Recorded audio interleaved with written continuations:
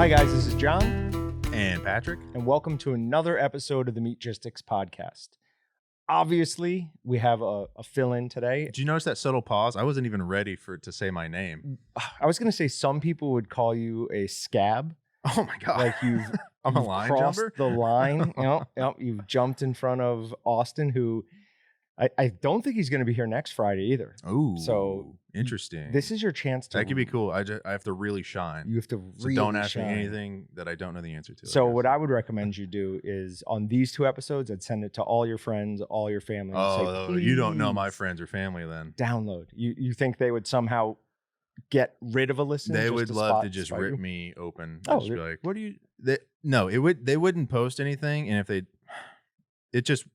it would be hell for me for a week. No, they're not going to know I'm on a podcast ever.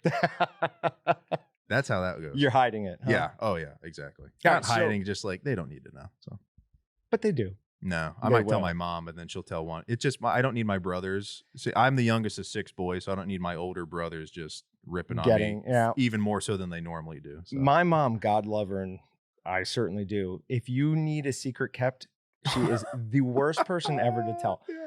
There's a 100% true story. My sister, when we were all in high school, my sister told her something while she was in a volleyball game. Just before the game, she told her. My mom was in the stands, Lauren's on the bench, and she can hear my mom telling her friend amongst this all thing, the other. And she turned around, she's like, "Mom," she goes, "What? It's just," and points to this person. It's, yeah. Unreal. Oh, unreal. Worst secret keeper ever to exist. But, okay. So, no Austin. We've got a couple of things to talk about. Real quick, just with how things are going around here, we finally have coupons fixed. Mm-hmm. We finally have configurable products fixed on the website. So, for a long time there, we introduced the new website. I think the first couple of days we were feeling pretty good about it. But then a couple cracks started appearing. Oh, yeah. Couple of issues. You start to hear like what's wrong and stuff, or not wrong, what needs to be remedied quicker than other things. Yes. And those things were adding up and nothing was getting checked off the list. Okay. So they were just building. Finally, we're making some progress now. I feel much better about the direction it's headed. In fact, I don't even think there's a single major issue on the site right now. No.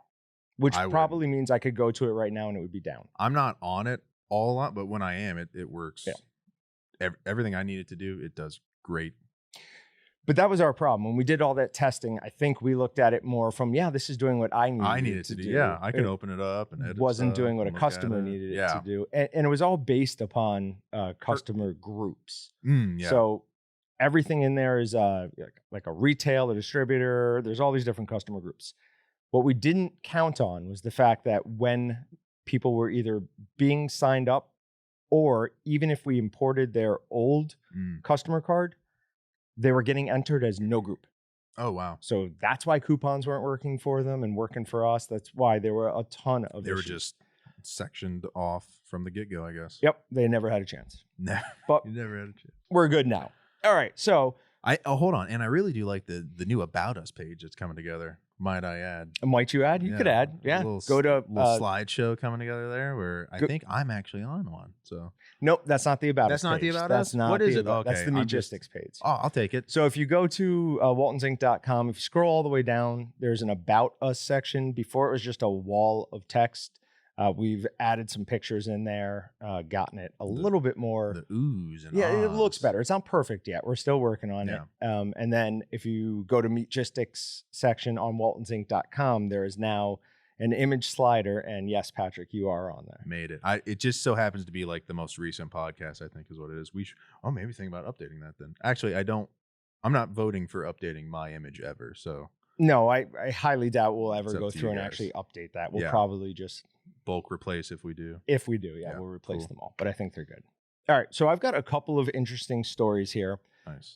Number one, and I want to preface this by saying, I would trust Hillary Clinton on a hunting trip, Epstein's death certificate, and green ham more than I trust what I'm about to read. Okay. Meat plants not subject to new COVID-19 workplace safety rules. The reason I say that is because I read an article almost exactly like this about a year ago that said that meat plants were going to be exempt from any type of lawsuits from deaths from COVID. Yeah. Saying that they're part of the critical infrastructure. You have to stay open and they'll protect the companies. Instead, what did we talk about last week? We talked about a lawsuit being allowed to move forward against, I think it was, I don't even want to say the name in case it's libel or whatever. But there is a lawsuit being allowed to move forward exactly based on that. So I trust, my trust in the government has been waning for a long time. But here we go. I trust what they say so little now, it's not even funny. Okay. Yeah. So, I mean, you're disagreeing with them saying that. No, this article is saying that they'll be exempt from this, that they will not be subject to it. I'm warning any of these plant owners or management, do not take that at face value. They've already shown you that they'll go back on their word. No matter what. Yeah. Even if they're saying that, you got to go by your own guidelines and stuff. And I think a lot of those places, especially one we toured, I mean, beginning, middle, and end, it's sanitation all the way. I mean, it was cool to see, like, not only just like, sure, the jackets and the hairnets and stuff like that, but then like the solutions that's sprayed on the ground in between doors and stuff like that, so that their boots aren't picking up anything. So it's, they're going above and beyond already. So yeah, I agree. I would not take that at face value either. Now we toured 2 different plants. I clearly remember at the larger one where they did all the Epic bars, that stuff sprayed on the ground. Yeah. Do you remember if it was at the smaller one or not? No, it wouldn't have been, because of just where we went through, and there was a lot of like carcasses hanging up and stuff like that. Where at the other one, why they might have had that, it wasn't as readily available. So I just feel like different vibes at the places too. Sure. It's cool to see just one bigger and one smaller, but how one was the smaller one using its space. I mean, that was. Yeah, I mean, they had it was like a Wonka thing. It was 2-floor jerky machine. Yeah, it was insane. Like they had someone on top of it climbing a ladder, pouring stuff. And what was it, sorting or? It was sorting portions for jerky bags. Yeah, that's the perfect description of Wonka thing. Yeah, exactly it really was. It was extravagant. Like. You go, oh, what? And then your head tilts upward because of the height of it. And from looking at the outside of that building, you never guessed something like that was in there. No, not at all. You're behind door number 1, and then there's people with, I mean, the button up and then the boots and then doing everything. But no, they did not have that solution on the ground, which, like I said, it only makes sense because of just like how close they were to like just, I don't want to say fresh kills and stuff, but you know what I mean? Just that's a fair point. Yeah. But so don't trust the government. Don't trust the government. Chapter 1. All right. U.S. demand boosts New Zealand grass-fed beef exports. So this isn't necessarily a bad thing in my mind. I am curious about the grass-fed portion of it. To me, this means that either there's an increased interest in grass-fed beef in the U.S., or there's a decreased supply of it from our farmers and ranchers. Yeah. I mean, is it an increased interest or an increased, marketability thing? Like, people have just been I mean, I always hear grass fed.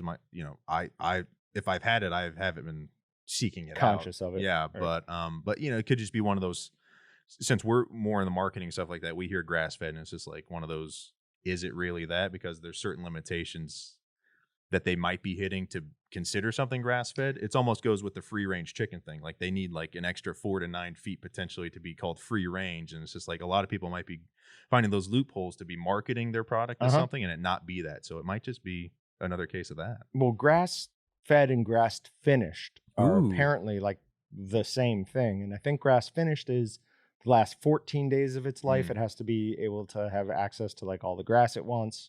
But grass fed doesn't necessarily mean it's been raised on 100% grass. No, either. Exactly. It's one of those, and that's a common misconception, because I don't know anything about it. I would assume that's exactly what it is. It has its diet, if not 100% is grass, at least 80%. I mean, come on. But how crazy is it that the U.S., I mean, we're thousands of miles away from New Zealand. Oh, yeah. That we're importing beef from there. I mean, does that make sense? I know we've talked about it in the past, but my favorite example of the craziness of the global economy is skateboards made from Canadian wood that get cut. The wood gets grown in Canada. the trees or the lumber gets shipped over to China, made into skateboards, and then shipped back. I guess, yeah. That's 'cause insane. if they can't replicate, the source material, the wood. But how is it cheaper with all of that I shipping? guess there's a lot being shipped to get certain cost, I guess. I don't know. Austin would be the guy to sit here Trees, and yeah, be like, we he did. would We have a- talked he would about it, have and a he said it definite was idea better. of, But what. one of those things that just doesn't. Well, it's a make cheaper sense. export for you know what I mean. It's they have an abundance of it, and they need them to make it. I don't know. I'm the worst guy to ask anything business centric. I'm the creative guy. In the movie when the guy, the lazy guy goes, "Oh, I'm more of an ideas guy." That's you. That's my life. Okay. I've manifested that into a career somehow. The ideas guy. So, Yeah. No. There's. I mean, you have to actualize and put it on video and print and audio Sure. and stuff like that. But half the battle is coming up with a good idea. Oh well, no.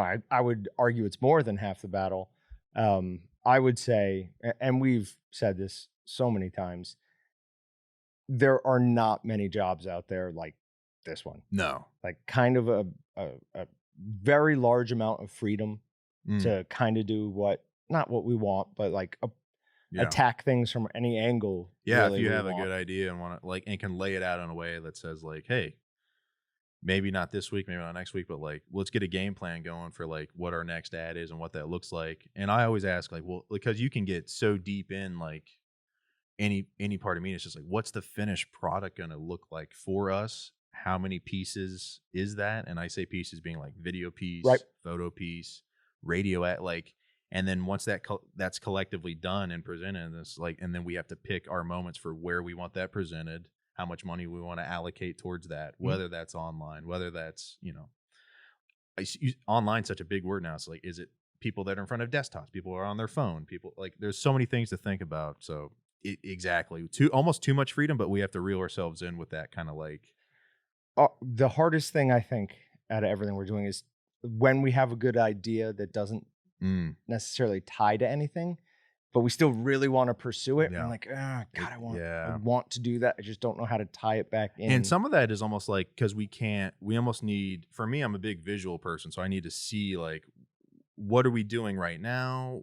Where does that fit? You know what I mean? I'm okay with doing anything that's slightly different, but where does it fit? We can't be a one-off. Yep. And then it's well, that was way different. Why don't you guys continue doing that? So because we don't do that. Yeah, so it's so we have to stay. Where to take it? We wanted, exactly. We wanted to be awesome and new and different, but they have to stay on brand and on, marketability for us and our niche sausage and stuff like that. Yep. So it's we want to do everything, but we can't reinvent the wheel at the same time. So, and there hasn't been a lot of content. I mean, we produce a lot of content, but as far as big media, production content, so to speak, we have a few commercials out there, but we've only done maybe 3 ads since I've even been here. So we've done the Hunting is Hard.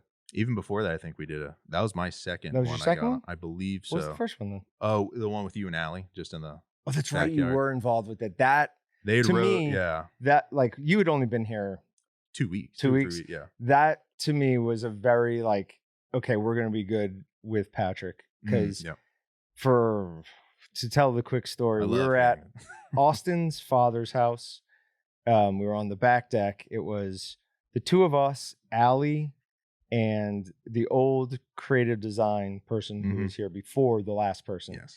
And she was annoying me to literally no end. I was getting red with anger at her.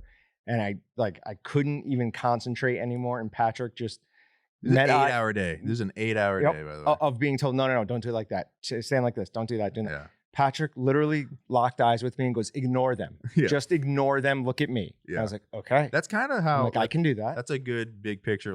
As long as I always tell him, I go, as long as we're on the same page, and that's not leaving anyone else out to dry, but it's there can be too many cooks in the kitchen at some point. So we have to be okay. And sometimes we'll disagree and he'll go, well, that's just how it has to be done. I go, okay. And you fall in line and get it done because at a certain point, because then there's someone above him, and then we're not that too many different from the top. So it's good to get good notes from, the boss of bosses above us. So, and while I would say above us are reasonable people who are willing to listen, 100%, there are 100% and sometimes when I'm told this is the way it is, sometimes I'll be like, is it because this? And they'll say, no, it's because of, and I have never even something you never considered thought of. that. Yeah. I'm like, that makes total sense now.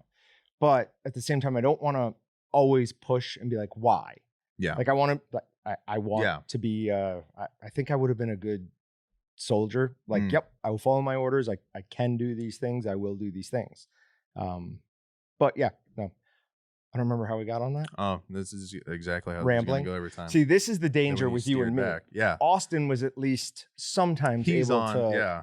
Like we were talking about meat processing over here. Yeah, it's funny when I'm not on the show. That's what I'm thinking when I'm behind the scenes. I was like, well, we have to steer it to what we're an expert in. That was like the best note, I think, when I was in an audio class in school. All the students were like, had to go make a podcast, and it's just like, oh, cool, finally something awesome. And then of course I go out and make one of like, it's me and a friend just riffing on a couple recent movies that dropped, and we're just saying why they weren't very good. The cooler components being like an intro and music and you model putting it away. Together. Yeah, putting it together. But then we quickly realize, like, you listen to yourself and you almost cringe, and then he pauses and then he looks at you and goes, well, what makes you an expert to say anything on that? And we're like, oh, and he makes the best point ever. What makes anyone an expert? I mean, and then we're kind of getting away. That's why Joe Rogan's podcast is good, right? He brings people that are experts on about that. Top of the field. And that's what I'm saying. So his thing is he just talks to people and asks questions and stuff. Ours is like, we're meat experts, so we have to try to think of a way, and that's where the articles like Meat Matters and stuff like that. But it's real easy because we have a lot of anecdotal stuff around the office that we like to bring up and peel back the curtains for you guys and talk about. But because, and I said this to a couple of people recently, a couple Meatgisitcs users and Walton's customers, I do think, or at least I hope, that all the content we put out on the how-tos, like the things that, like the meat hacks, all of that, the podcast, the live stream, I hope at least it's bought us some goodwill with our viewers. And I really do think the reason why I didn't get a single email, comment, or anything from a customer who was like screaming mad about not being able to place their order with a coupon. And I think all the content buys us that goodwill. And then I also think it makes them interested in peeking behind the curtains a little bit. Like if I'm a customer of, I don't know, a shipping company or something. Actually, I love shipping. I find it really interesting. If I was of a soft drink company or something like that, I wouldn't care at all about the employees. But if they had some sort of social media and all this stuff where they're like showing me stuff behind it and creating a relationship, then I probably would care. Yeah. Yeah, I agree with that. All right. Before we move on to the next one, we've got 2 different samples up here that we're going to try and... Are these cold? And review. Yeah. I can tell. They're cold. Looking at it, I was like, yeah. So one of them is a bratwurst, and this is the jambalaya bratwurst. So jambalaya brat is probably the most in-depth, unique usage description on any Excalibur seasoning. I don't have the bag with me, but I'm pretty sure it is used 1 pound of seasoning, which is the whole bag, to 6.25 pounds of cured ground ham, 18.75 pounds of pork, poultry, or seafood. So some mix of, or all from the dome, by the way, or one of all of them. This is not written down. Then do 1 pound of rice cooked in 2 pounds of chicken stock, and then add, as you're mixing it, add 12 ounces of water. That's all for a 25-pound batch. We didn't make a 25-pound batch. We backed it off a little bit. Instead of grinding the ham, we bought already sliced up ham, and then I chopped it up really fine, which I think actually adds a little bit of nice texture to it. Now, this is a Creole version of the jambalaya. You were deciding. Yeah, I was. Meaning that it has tomatoes in it. A Cajun style would not. An interesting thing about jambalaya is they started adding tomatoes back in the 1800s or maybe even 1700s because they couldn't import enough saffron. It was too expensive, and saffron is an important ingredient in the dish that this was trying to mimic, paella. So they started adding tomatoes. It just kept getting added to it. And, it's from the French Quarter of New Orleans, which is a real creative, both culinary and in the arts. So we end up with this really interesting dish. And usually a sausage is a portion of this dish. With this, the dish is put into the sausage. So it's an interesting little switcheroo. But I'm going to take a bite. This might jump into my top 5. It's got such a good, cold might even be better. When you That's pull fair. out some of that, like, those fat congeals and get a lot of that burst of flavor. Yeah, that's fair.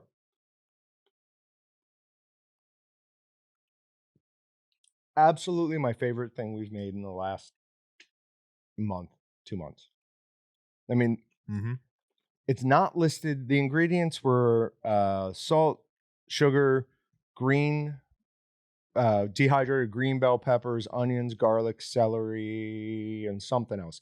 But I get some heat in there. Mhm. Nothing in the ingredients says that there's red pepper or something, but I get like a red pepper-ish heat. Yeah, I could see that. I mean, it's more than a black pepper, but just flavor-wise, it doesn't hit you like it would. Because a pepper heat sometimes will take you by surprise, I think, Mhm. especially because you're just like, oh, more of an inhale problem there. But yeah, this one develops. You get a lot of flavors develop after the Goes. fact. Yep. And it's almost a subtle tingling of the tongue after the fact. Yeah, and I at least associate that as a red pepper heat. I totally agree. But all in all, absolutely top-notch seasoning, even though the usage is fairly ridiculous. I would recommend people do that. And also, something that I've never done before, but absolutely I'm going to start doing it, is they said to cook the rice in chicken stock. Oh, okay. That rice is awesome. Yeah, that rice really is good. Really, really good. I'm going to start cooking all my Just rice in chicken yeah, stock. That was why not? awesome. Really, really good. Yeah. Who needs one? All right. Now, the other one is one Yeah, of the what do we got newer here? seasonings from Excalibur that we've brought in. This is the nacho cheese snack stick. Now, usually the first time I make any sausage here, I add as few extra things as possible. I do not add encapsulated citric acid, nor do I add cheese. However, with this being nacho cheese, I can't envision somebody making it without them adding cheese, so I added cheese to it. We made these yesterday. I had John, not me, John, the other John, grind all of this meat while I was away from the office, and I told him just to grind it once through a 3/16 plate, or 3/8 plate, and then through a 3/16 plate. The snack sticks usually go through a 3/8 plate and then a 1/8 plate. Mm-hmm. So I don't know if that has something to do with it, but what do you think of the Just texture? taste? Nope, just taste of this. Taste, I like it. It's a good base. It leaves a touch to be desired, but it has that. The obvious thing with the cheese is like it has a touch of a Velveeta thing to it. Yep.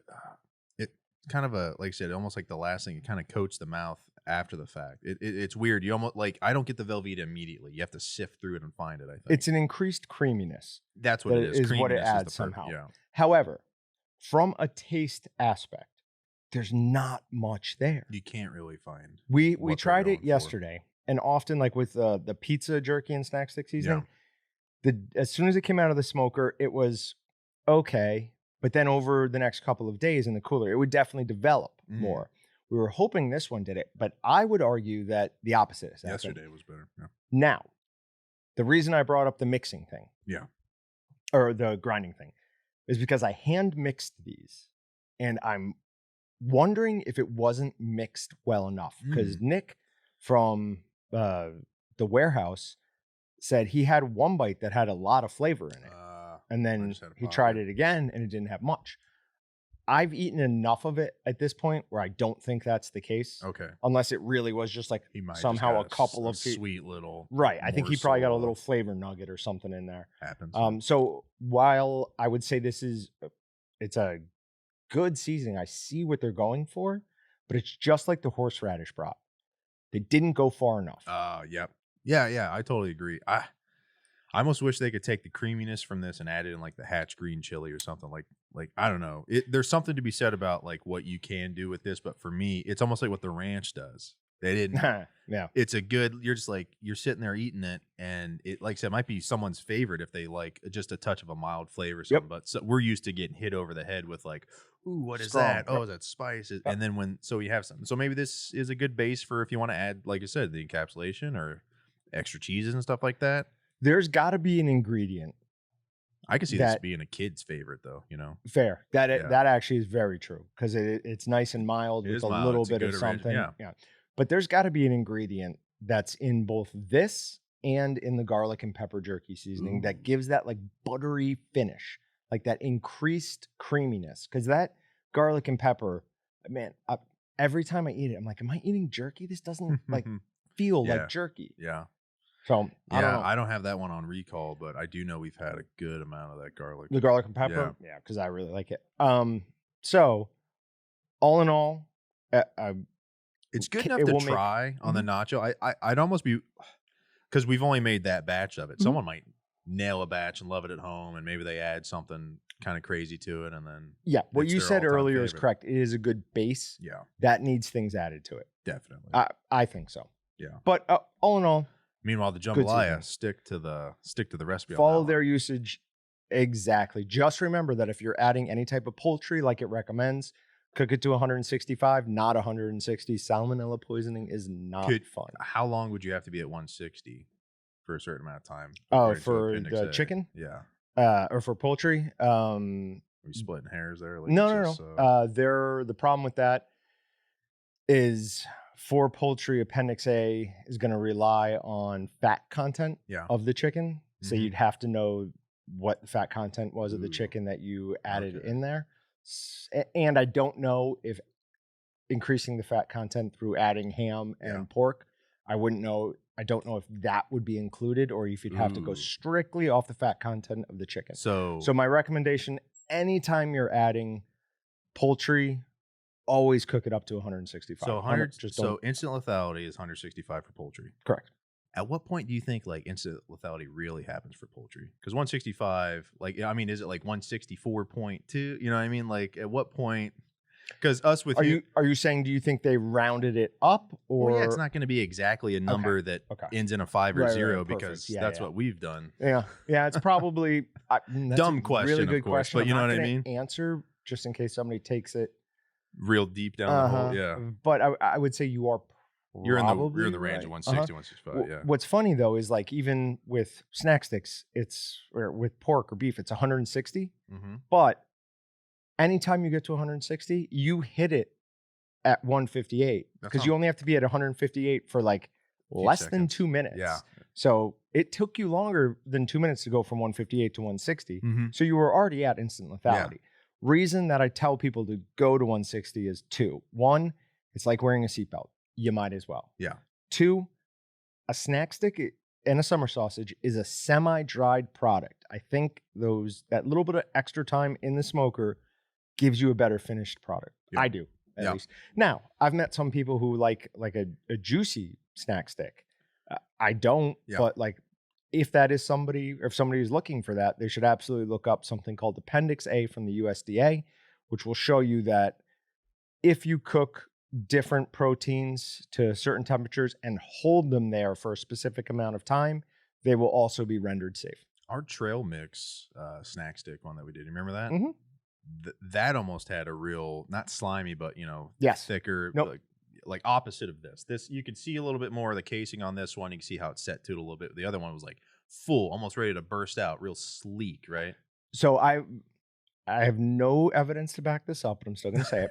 No, we're meat experts. We could say whatever we want. Well, this isn't meat, what I'm about to say. Oh, okay. We put mini M&Ms in there. Yeah. I think it was the coating. Ooh, okay. I really do. I think there's something in the coating that melted out. It for sure. Yeah. Because when we were mixing that up initially, remember how pretty it was? Because we had all the color from the M&M. Oh, yeah. Then that all kind of we were like telling anyone, if you want to do that, add M&Ms very last second, like you would cheat. Well, and then you argue, Dylan says you don't need to add cheese last second, but very last minute. Yeah. It's a good rule of thumb. I still do sometimes. Yeah. When I told him that I was doing that, he goes, do you often have problems with like clumps of cheese? I was like, no, not really. He's like, I think you do. I think you do. I'm like, no. Oh, no. But whatever. Who knows? All right. So where does the world's best steak come from? Take a guess. Okay. And I can't even see that. The world's best steak. World's best steak. And this isn't like saying a specific restaurant in a specific, just the country. I've seen months ago, I'd always type in like steak videos or so, try to get like the creative juices going. Sure. I came across one. There was a steakhouse. I don't even know the name of it, but it was in Japan, and they served a Kobe. Kobe and all that stuff, and they do it squared up. But then what was fascinating about it was like, it must be just maybe it's awesome how it's done, but like their portion control over there is like, I mean, notoriously for being smaller and stuff, and how they do sushi and all that. But the guy cooked it like on all sides, but then he sliced it and continued, and then continue. But then when that guy was done with that portion, then he sliced some more, and then he was done with that portion, sliced some more, and looked really, really good. But I'm sure that's not what Japan can't be on there. No, I would argue that Japan absolutely could be on here. It's not Japan, though. Okay. So, but again, this is like what country produces the best steak, not what country is the best steak restaurant. Okay, so produces the best. So a lot of good grass. Like, I don't know. No, grass-fed beef sucks. So Iceland. Oh, you were close. Yeah. You were really close. It was Finland. Finland. Okay, cool. What made you think that? Well, I was thinking New Zealand or something immediately first, because a lot of where they shot Lord of the Rings and stuff. Then I went, well, that's a little too obvious. We even talked about New Zealand a second ago. So I was like, it was between Greenland or Iceland. Everyone knows Greenland is covered in ice and Iceland is covered in green, lustrous green. So that's why I chose Iceland. That's really interesting.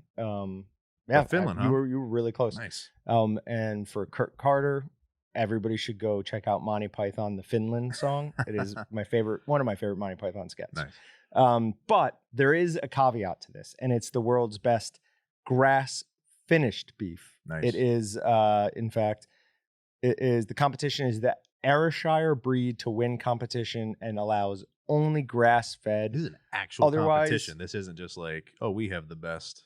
Right. Oh man, that's cool. But otherwise, US or Japan, in my mind, would win. Yeah. Or just the amount of attention we give to it, I think. Yes. Yeah. Yeah. Now, two places that always come up when I'm talking about best beef with people are Australia and Brazil. I've had a Brazilian steak beef or steak from Brazil. Brazil is more known for like their sauces they would put on stuff. I think they are, but Brazil is an enormous beef exporter. Okay, enormous. Nice. Like we get a lot of our beef from there. That's why there's all their farmers and ranchers burning down sections of the Amazon so they have more grazing land. Oh, okay. So that's part of the environmentalists are always on Brazil about that. But interesting. Bob Burnquist, he's from Brazil. Who? Exactly. Bob Burnquist. I mean, I like the alliteration. Bob Burnquist. He was the guy that you could select other than Tony Hawk on a bunch of other games. Oh, okay. He was the second guy. Oh no, what was his name? Bucky Lassick. Yeah, that was cool. Christ there. Oh yeah, do you remember that? Yeah, he would do that. That was his thing. All right, so 25 best steakhouses in America right now. Ooh. It's funny. This reminds me of like the list where we did like Wichita happened to be on like third of the top 10 best barbecue places. Yeah. Is this going to take a turn like that at all? No, not really. And the most interesting thing to me is this list is dominated by 4 places: Houston, New York, Chicago, and Vegas. And this is counting down exactly what 25 best individual steakhouses. Okay. So and Vegas was 1. Vegas had 2. Houston had, I think, 3. Okay. I thought you were New York had 2. Wow. Chicago had 2, and Boston might have had 2 too. But nothing on that list surprised me, even the littlest bit. I've said a bunch of times, I don't know if I've ever done it on this podcast, but I lived in Houston for about 8 months. I could not take it. The traffic was unbearable. The humidity was disgusting. All those the people were oddly rude. The Houston Texans fans down there. Yeah, I hated them, obviously. But the big thing that I liked about it was the food. Yeah. The food in Houston is absolutely top notch. Well, I hear didn't our new hire did she live in Houston for a little bit? I don't think so. Don't think so. I might have just been overhearing. You might have else. just Okay. Well, anyways, I heard someone say recently that the food scene down in Houston is like incredible. Oh yeah, you're right. That was me telling her that. How did we get on that? Oh my god. How did we get on? I'm even taking an L right now. Where I'm just like, yeah, you're right. It wasn't her. And then anyways, but I hear Houston as far as food, anything and everything you could want is down there. But steak though. What, you want to know how we talked about that? Yeah, I want to know how I talked about that, but I'm never going to remember. I'm sure you asked her where she used to work or live. That's probably what it was. Pittsburgh. Oh. Was that Houston? So I don't know how we got talking about Houston. Oh, well. All right. So there's an Iowa processor breaks ground on a new plant. This kind of ties into something we were talking about a couple podcasts ago, where when JBS got hacked, there was a meat plant in Watertown, New York that was like, forget it, that's the last straw, we're opening. And they went ahead with it because they wanted to have a better food supply chain reliability in that area.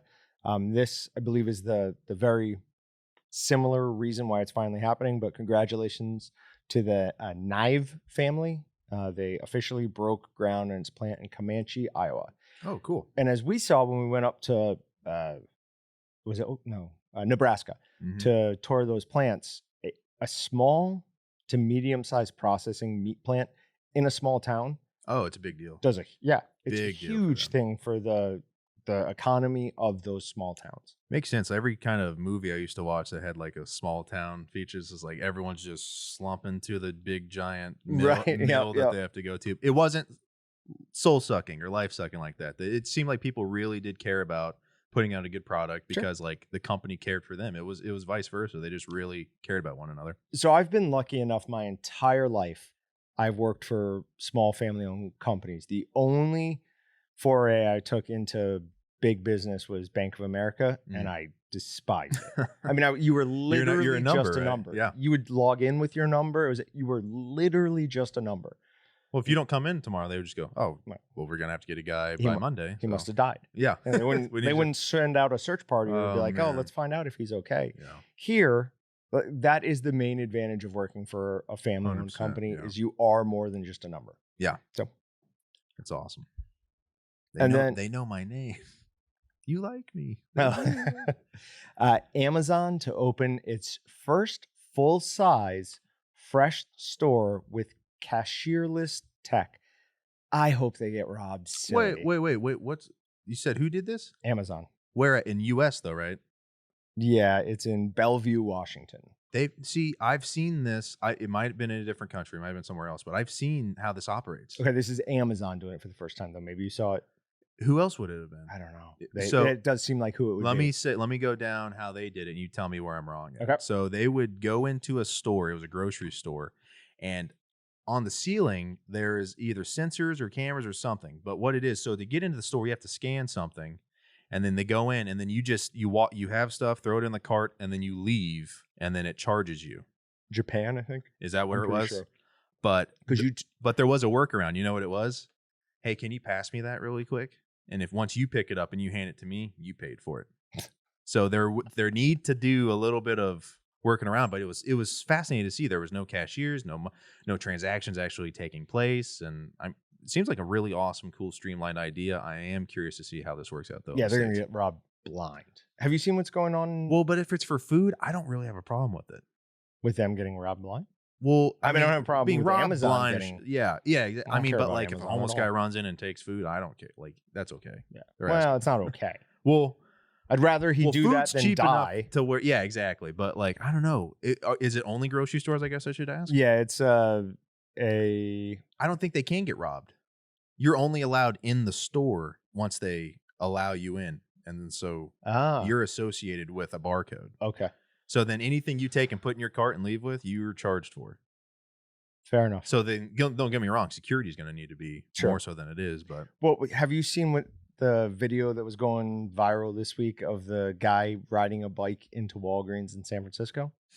So he rides his bike in. He's got a huge black trash can. Okay. And he's literally just grabbing things off the shelf and putting it into this big black trash bag, and then rides his bike. Again, he's riding a bike in the store, back out the door. Security guard makes like not even a half-hearted, a quarter-hearted attempt to stop him. Yeah. But I'm sure they've told him, they've told the security guards, don't interfere. Yeah, you're not supposed to. I see people hold people back of stores. I don't think specifically in at least San Francisco, if not all of California, they've made theft under $900. I don't even know if it's a misdemeanor at this point. The cops basically said, San Francisco. We're not responding right. to this. this. I remember seeing a bunch of stuff like that on a couple of YouTube pages I would watch, just saying how crazy downhill San Francisco is. They've closed 17 Walgreens in San Francisco. Why Walgreens? Why are they anywhere else?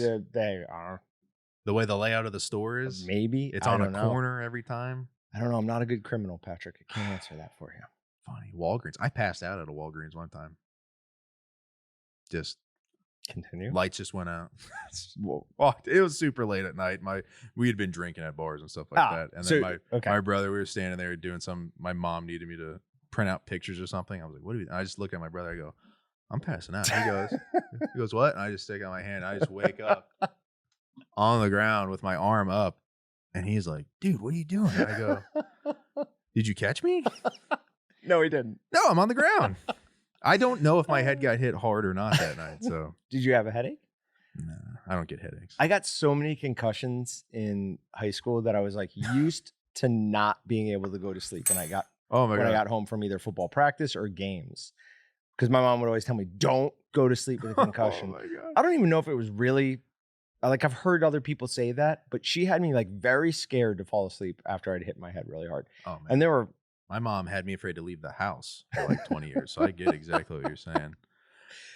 I've never hit my head that hard where I thought I had a concussion. There was one time we were playing football and then it's funny. You brace for the hit. You don't brace for the hit when your head hits the ground though. No, it's like that's you forget. And then that's the one that gets you because the earth is harder than whoever's buddy's shoulders. Doesn't matter. Yeah, it doesn't matter. And then you go, oh, what is that? And you're kind of like, okay, I think that's, but I've never had a concussion. I've been dazed. That was never me, especially when I was a kid. You could hit me in the head with a hammer and I'd still want to go back in. But John and I were talking about this earlier in football, when you just hit somebody just perfectly, when you're the one running into them, you don't even feel it. I broke a like kid's you arm. feel like nothing. Fourth grade. Was it flag football? No, football. This was No, did they do flag? Well, back then when when I was in fourth grade, let's see, 9/11 happened when I was in the fifth grade. So fourth grade would have been the year 2000. But anyways, I broke Scuba Steve's arm on the team. So. Scuba Steve? Yeah, we're doing some drill. It's not the Oklahoma. It's there's a cone there and a cone there, and I'm here, and he's got the ball, and he's got to beat to the cone before I can. So it's really just like, you're teaching kids how to form tackle 100% contact. Like there's no way he's going to get to that cone before I can get to him. So I just square it up. But what it was my face mask drove onto his arm into the ground. That hurts. So yeah, it was just kind of one of those things. I don't think I was overly tough. I was big for a fourth grader, but you seem like you were a big kid who didn't know what to do with your size, probably. Stocky. No, well, see, that's a good point because like a lot of kids, when you're fat, when all of a sudden you wake up and you're fat in the fourth grade, you were thin in the second grade, but it takes a lot, 50, 60, 70 pounds. So there is a lot of like awkwardness from those years. I mean, along with everything else being awkward with those years, but yeah, definitely trying to find your room and you're just like, you guys have on husky pants, right? You know what I mean? And they're like, what the hell is husky? I go, oh, it's a dog. We're thinking about getting a dog. Don't worry about it. My Bugle Boy jeans on and stuff. I remember Pee Wee football. We had one of those ridiculously huge, like even for NFL guys, it would have been a big hitting bag. Yeah. And the littlest kid in our team was like trying to block it or something. I remember looking over and seeing his arm go straight and then take like a strong, legitimate 3-inch hop to the side and then go straight again. I'm like, that's not good. That's like, not coach, look at that. I don't know why am I a lot of those teams like they had my attention. I was there for a couple hours. You're there football practice every day, 2.5 hours, right? They couldn't. It's not them. It's just at a certain age, they don't care enough to tell you. But like the attention to detail with practice was not there. The focus, like you said, a hitting bag. We had hitting bags. No one ever once sat down like, here's what we're trying to accomplish out of this drill. I want you to explode out of here. Like, no, you see the biggest kid on the team manhandle. You're like, I'm just going to do that. I'm not focusing on technique, footwork, where my hands are at, me dipping my head, any of that stuff that a good lineman should do. Wasted. I had wasted so many times just practicing practice. You know what I mean? So it's just like when I go to the driving range before playing. And I'm like, I'm going to swing nice and easy and I'm going to teach myself. And then somewhere right around the top of my backswing, I go, nope, don't be a sissy. Well, as hard as I can. And it's just like, what do you be the next Tiger Woods? I want to have fun today and just nail it on accident. But I probably would have more fun if my balls actually went straight instead of this insane slice. I could help you with the slice. I used to have that. I mean, I say that I'm not a good golfer. Right. But there was a technique, like my brother said, he goes, don't do it like that. He goes, just over grip slightly. Doesn't work for me. Doesn't work for you? Doesn't work for me. Well, then there's my tip. And for a while there, I had this terrible habit of I would readjust my grip at Yeah. the top of my. Jesus. And somebody saw me doing that once. They go, "What are you doing? You cannot do that." It's I'm almost like baseball. You're right here, and then you see the pitch. That's literally exactly what it Mm. was. I'd have to readjust and get down. You're grabbing it harder for more power, probably. Yeah. No, makes no sense. I can't help you be a good golfer. If you want to be a great bowler, I can help you. Great, I'm pretty good. but Listen, great how many 300s once again, do you have? I don't know well enough. No, 0. Okay, I have like so a not couple. great. I have a couple 280 games and stuff like that. How many misses? Is that like a bunch of strikes in one? Yeah, it's like a miss. It's like a 9 spare, and then like a 6 open was mine. So okay, blew it on. It's just too much pressure. Once you bowl 8 strikes in a row, you go, Uh-oh. oh my god. I mean, but meanwhile, guys have a dozen 300s in their pocket, so it's not like a huge deal. But I had a lot of fun bowling and for me, it's one of those fun sports. If you really focus on it, I say sport loosely, mind you. Very loosely. But you could see vast changes from week to week if you just focus improvements. Yeah. Okay. All right. Before we started recording this podcast, I would not let you say something because I wanted you to say it on here. Oh yeah, I forgot. What were we talking about? BTK. BTK. Which portion of it? The guy. Well, there was a bunch of what stuff. everybody doesn't know. Well, I forget what everybody. So doesn't know. hold on a second. Yeah. For those who are not in the Wichita area, BTK is a really famous serial killer. Infamous is probably infamous. The word. Thank you. It stood for butcher, bind, torture, kill. Yeah, and did terrible things, like absolutely disgusting. So it's not funny, but he did all that. What, the 70s, 70s and 80s. Yeah. Anyways, but I was born in 1991. No one talked about it from the time I was born until he came back around of the city. Yeah, but then all of a sudden, imagine you're 13 one day, and then all of a sudden on the news they go, BTK is back, and you're like, who's that guy? And they go, oh, he just murdered a dozen or so people in the city that I'm in. And I go, no one's ever found him, or they don't know what he looks like. And I go, why is no one? This should be when I'm born. Oh, by the way, you should let on that you might get killed one day by a serial murderer in your fair town. point. But you were saying there was things that most people don't know. There was a couple defamation cases came from it because I only know about this. I was in a couple comm law and research classes, and we had to do one about a particular guy. I forget his name, of course. A Hispanic individual that was. They actually, if it wasn't KSN, it was someone else. They went ahead with the news and said that he was BTK, like they had found him, and they released the name and everything, and they imagined the storm that came from that. Walking back from that, but it reminded me of one of my dad's a little bit older of a guy. I think 72, but he had a friend that was actually brought in when they canvassed about 200 or 300 people that kind of fit the profile for the BTK guy, and I didn't like that guy, so I immediately goes I knew it. I knew there was something off about that guy.